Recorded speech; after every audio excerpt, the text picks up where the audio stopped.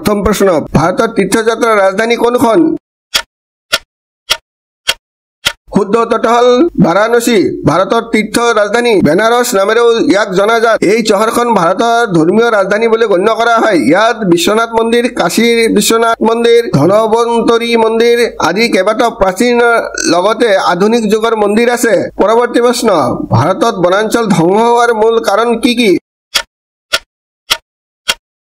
শুদ্ধ উত্তৰটো হ'ল খেতি কাঠ কটা খনন আৰু জলবিদ্যুৎ শক্তিৰ প্ৰকল্পৰ বাবে বৰাহে নিৰ্বিচাৰে বান্ধ নিৰ্মাণ কৰি ভাৰতৰ বনাঞ্চলৰ ধ্বংসৰ প্ৰধান কাৰণ হৈ পৰে পৰৱৰ্তী প্ৰশ্ন পৃথিৱীৰ ক'ত প্ৰথম পাৰমাণৱিক বোমা পৰীক্ষা কৰা হৈছিল